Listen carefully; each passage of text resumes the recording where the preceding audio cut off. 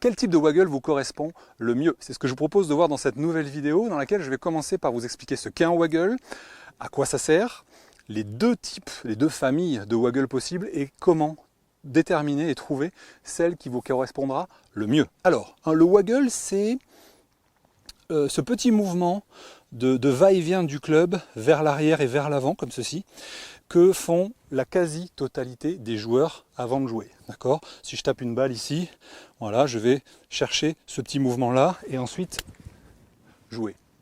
Alors, à quoi ça sert? Pourquoi, quand vous regardez des golfeurs, la quasi-totalité, pour ne pas dire la totalité, font ces petits mouvements avant de jouer? La première raison, c'est pour sentir le poids du club.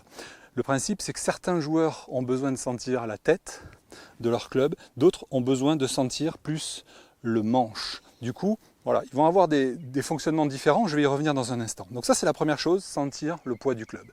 Le deuxième objectif, c'est trouver du relâchement, puisque si vous restez complètement immobile pendant quelques secondes, ce qui peut très vite arriver, c'est de la tension au niveau de vos mains, de vos bras et de vos épaules.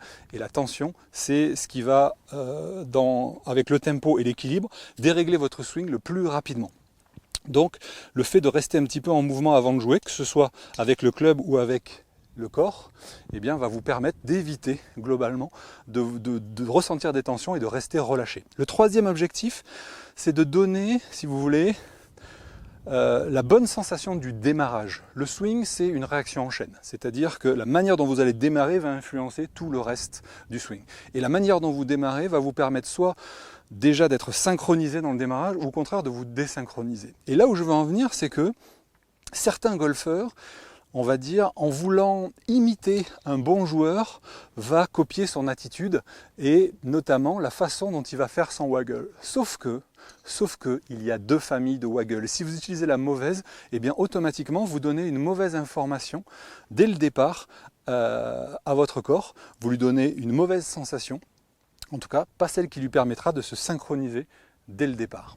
Alors justement, quelles sont ces deux familles de waggle? Je vous ai parlé au tout début de l'objectif de ressentir le poids du club. Eh bien en fait, il y a la famille de ceux qui ont besoin de sentir le poids dans la tête et de ceux qui ont besoin de sentir le poids dans le manche. Si vous prenez des joueurs comme Michelle Louis, c'est une joueuse, et un joueur comme Hartman, vous savez, le joueur gaucher qui a gagné le British Open cette année au moment où je tourne cette vidéo, eh bien ces deux joueurs-là ont des waggles qui vise à ressentir la tête de club.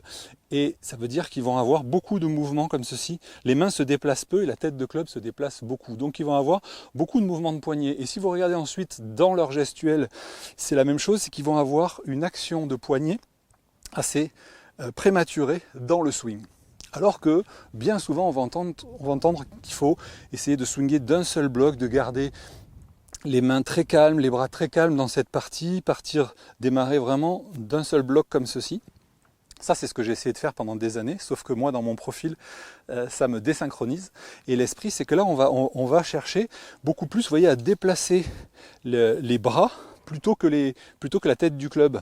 Donc c'est le manche en entier. Là, on ressent le manche. Ça, c'est la deuxième famille de waggle. Je vous fais la démonstration pour les deux. Donc Hartman, oui. Donc là, je cherche... Je ressens le poids de la tête de club et je joue.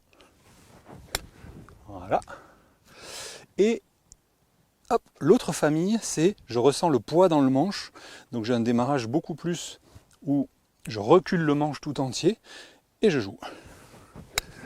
Voilà, les deux fonctionnent, sauf que pour moi, la sensation que j'ai lorsque je sais de faire le deuxième est beaucoup plus désagréable que la première. Et dans mon système d'apprentissage autonome, le Quick Adjust, j'explique qu'un des trois critères essentiels, c'est le confort. Si vous n'êtes pas confortable, eh bien c'est un indice ou un symptôme qui vous dit « Attention, je pars sur une piste qui n'est pas en respect avec mes préférences naturelles. » Donc vous devez être hyper à l'écoute. Et c'est la quatrième partie de cette vidéo. On a vu, je vous rappelle, ce qu'était un waggle, à quoi ça servait, les deux familles, et maintenant comment arriver à l'identifier? Eh bien tout simplement en faisant ce que je viens de vous montrer, c'est-à-dire faire une série par exemple de 4-5 balles où vous allez bouger la tête du club et swinger juste après, voir ce qui se passe au niveau de vos sensations, au niveau de votre toucher, au niveau de la qualité de votre coup en général.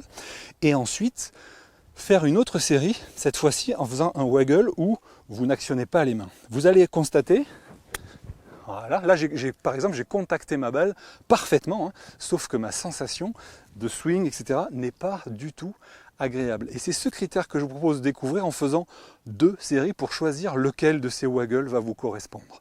Et pour aller beaucoup plus loin, puisque une fois de plus, ça va être juste le démarrage, ou en tout cas même ce que vous allez faire juste avant le démarrage du swing pour produire le bon, on va dire la bonne réaction en chaîne. Mais si vous allez beaucoup plus loin dans quel type de fonctionnement de bras et de poignet va être le plus adapté à votre coordination naturelle, j'ai fait une deuxième vidéo qui est disponible sur mon site, moncoachdegolf.com. Je vous ai mis le lien juste en dessous pour atterrir directement sur cette vidéo.